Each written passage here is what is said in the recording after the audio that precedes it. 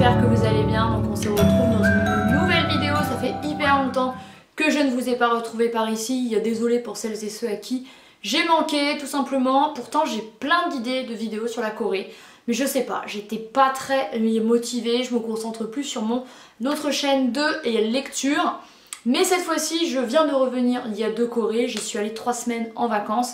Et j'attendais en fait de revenir de Corée pour vous faire cette vidéo, qui est une vidéo que j'avais en tête depuis un moment, avec 5 activités typiques à faire en Corée du Sud. Et j'attendais d'en faire une pour vous faire cette vidéo. Voilà, parce que je n'allais pas dire cette activité elle est trop bien si je ne l'avais pas encore faite, n'est-ce pas?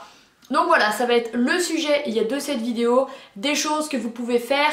Il n'y a pas que uniquement en Corée bien sûr, mais facilement en Corée, que vous pouvez trouver quasiment de partout et pour rarement très cher.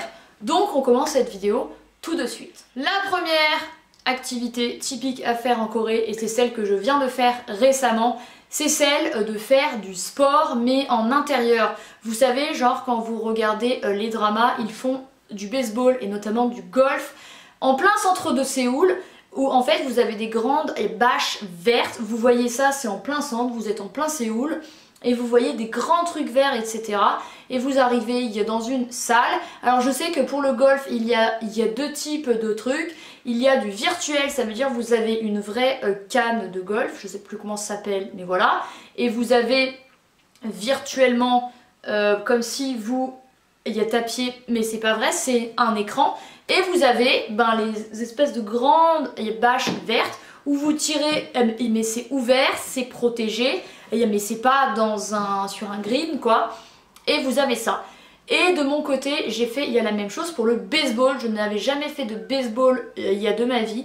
Et il y a notamment un endroit qui est situé à côté de Sukmyong Women's University, un endroit qu'on voit dans les dramas, un endroit devant lequel j'étais passé plusieurs fois et je n'étais pas entrée parce que c'était fermé, enfin je crois, et je l'ai revu dans des dramas plusieurs fois et je me suis dit putain ça a l'air quand même vachement sympa. Donc je m'attendais à quelque chose de cher.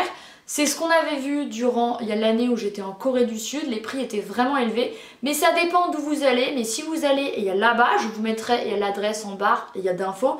C'est ouvert 24/24, 7 jours sur 7 et ça coûte que dalle.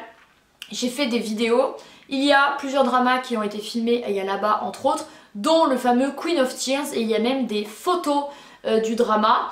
Il y a des scènes qui ont été filmées là-bas. Alors, et par contre, il vous faudra des coins, il y a donc des pièces de 500 won. 500 won, ça équivaut à 30 centimes. Et avec 500 won, vous avez au moins 15 balles. Donc, en fait, avec, je sais pas, avec 5 euros, ça peut vous occuper 20 minutes, largement. Donc franchement, c'est hyper cool. Si vous n'avez, il n'y a pas de pièces, c'est pas grave. Si vous avez des billets de 1000 won, les 5000 et les 10 000 ne sont pas acceptés, de ce dont je me souviens parce que ça reste récent. Et vous les mettez dans une machine qui vous convertit le billet en des pièces dont vous aurez besoin. C'est complètement ouvert, il n'y a personne. Il y a 3 endroits où vous pouvez faire du baseball qui sont séparés entre eux, dont un où il y a possibilité d'en faire avec quelqu'un, c'est 2 à la fois. Vous avez les gants à disposition et la batte, et à partir du moment où vous mettez la pièce, vous avez 5-10 secondes, vous entendez le bruit comme quoi la balle est en train d'arriver et vous êtes prêt et bim, voilà, ça c'est vraiment très cool. En plus ça vaut rien, enfin du moins à cet endroit-ci ça ne vaut rien. Pour le golf et pour les autres endroits de baseball, je sais que les prix sont très variables et ça peut être assez cher, mais en tout cas pour cet endroit-ci de baseball, ça ne vaut que dalle et c'est hyper marrant à faire, je vous conseille vivement.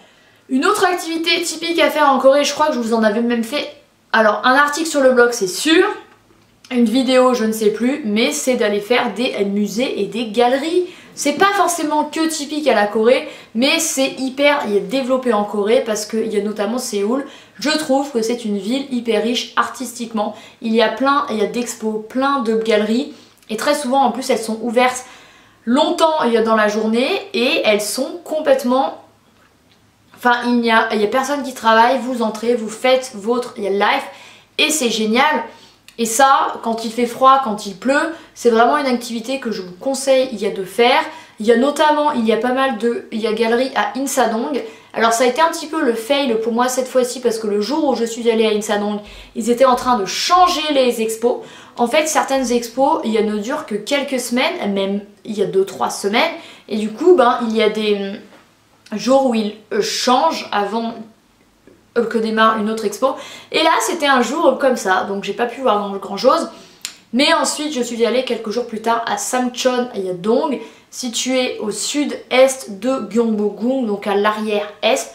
Et là également, il y a plein de galeries ouvertes et il y avait plein de choses différentes.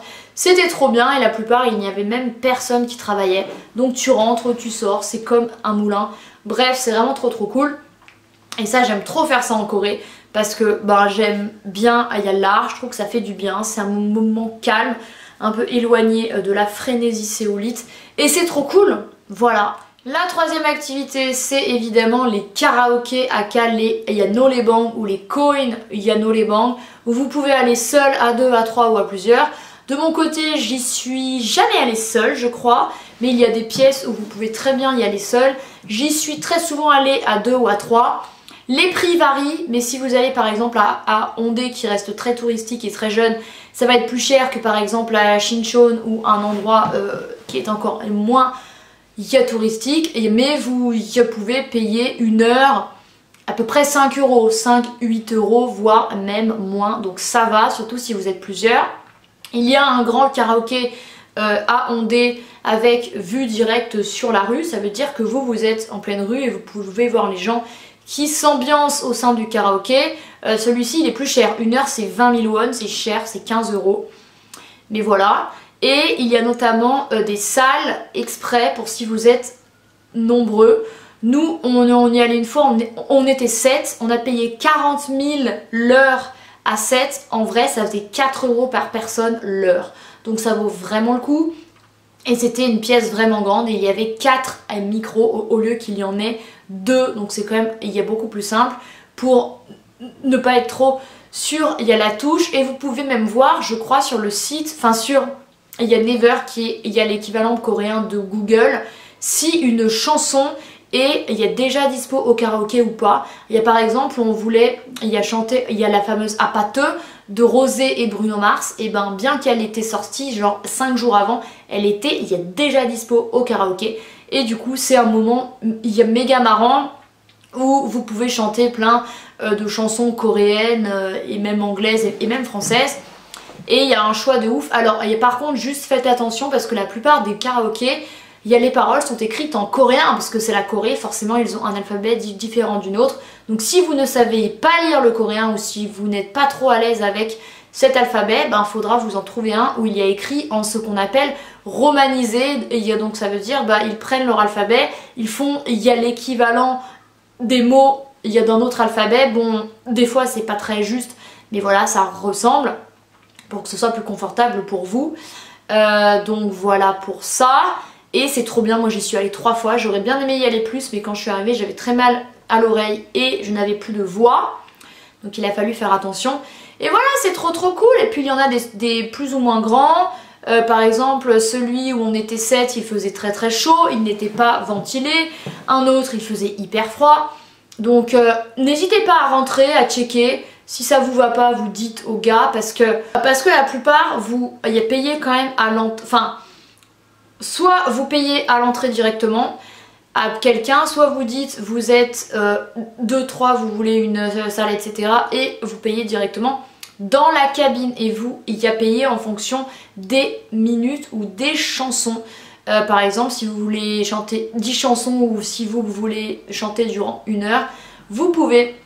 Voilà, tout dépend des karaokés, ils sont tous différents, mais le principe est le même. Donc ça, c'est une activité vraiment cool et typique en Corée du Sud à faire. La 4e activité, c'est bien sûr d'aller dans un café. Alors vous allez me dire, ouais, enfin, boire un truc, voilà.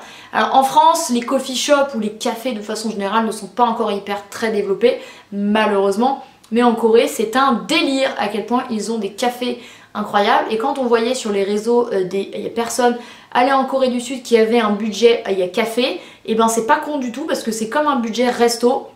c'est qu'en fait ils ont des concepts absolument incroyables. Donc si vous voulez boire quelque chose ou si vous voulez manger un dessert, c'est dans un café que vous ferez ça, c'est pas au resto.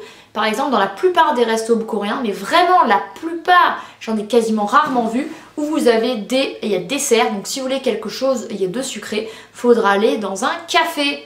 Les cafés qui proposent souvent, on va pas se mentir, le même genre de gâteau, mais il y a des cafés qui travaillent vraiment les gâteaux avec des choses hyper originales. Par exemple, on en a un avec un petit ours en... Enfin, c'est un gâteau, quoi, un truc sucré qu'ils vous mettent, il y a par-dessus il y a boisson, il y a par exemple, il y a Mouni Café à Bujong, de ce dont je me souviens, il mettait carrément plein de gâteaux sur la boisson, donc ça par contre c'est pas très pratique pour manger, mais voilà. Il y a des endroits où les gâteaux sont bleus, sont jaunes, enfin bref, c'est un truc de ouf. Et vraiment il y a des concepts absolument incroyables. Récemment je suis allée dans un café avec, il y a décor avion, ça veut dire qu'un avion était recréé à l'intérieur, avec il y a les sièges, avec les toilettes qui étaient vraiment les toilettes d'un avion.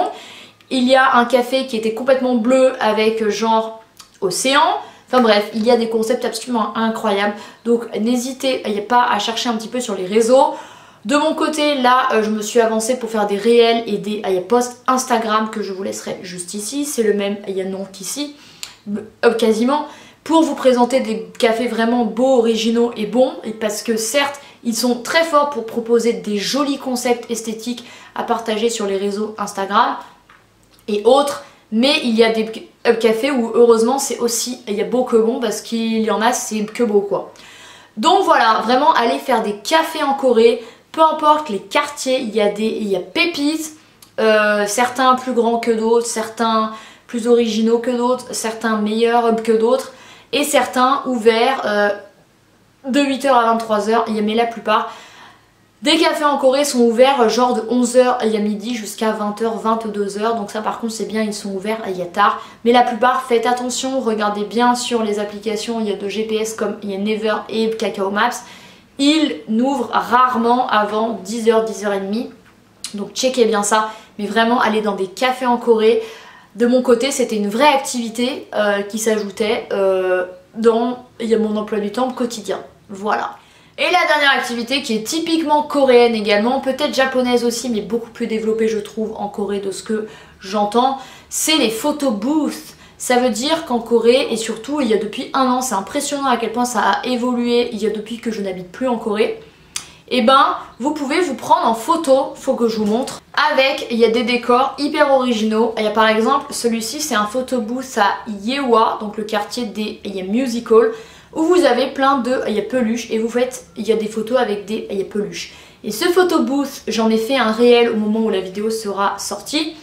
Il y a 9 salles avec des décors complètement différents. On a métro, ascenseur, avion, celui-ci, on a Japon, on a une route, on a... Vraiment c'est hyper cool. Il y a par exemple, on a ce concept aussi qui s'appelle Eye Angle, où il y a Look Up, enfin... En fait qui est pris par en haut, vous êtes dans une boîte colorée et ça donne ce genre de truc là, c'est juste génial. Et on a également ce décor-ci ascenseur que j'ai fait avec un ami coréen, où vous êtes littéralement dans un ascenseur.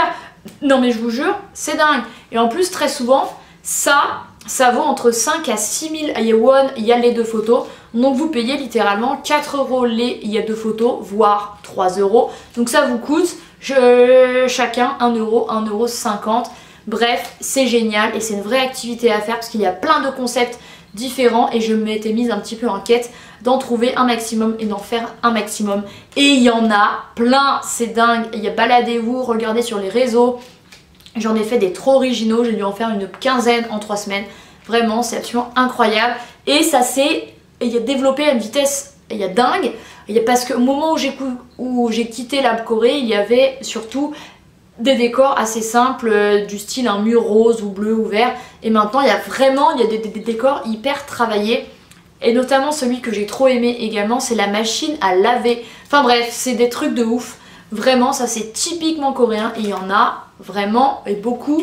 Il y a de partout. Surtout, il y a dans les quartiers jeunes du type Yeonnam-dong, Hongdae, Shincheon, Seongsu, bref, allez-y. Voilà, c'en est tout pour ma vidéo de 5 activités typiques à faire en Corée du Sud. J'espère qu'elle vous a plu. N'hésitez pas à vous abonner et à me mettre un pouce en l'air à cette vidéo, ça me ferait très plaisir. Et je vais essayer là de faire quelques vidéos dans le futur. Je pense que je vais vous faire un haul skincare de tout ce que j'ai acheté en Corée, ou plutôt de tout ce que je me suis envoyé en Corée, parce que je me suis envoyé un colis qui va arriver d'ici quelques jours de plusieurs kilos uniquement de skincare, parce que les prix ça vaut vraiment le coup. Donc voilà, je pense que je vais vous retrouver avec ça et puis je verrai un petit peu ce que je peux vous proposer à l'avenir. Merci d'avoir regardé cette vidéo et moi je vous retrouve très bientôt. Ouais, bientôt. Il y a dans une autre. Bye.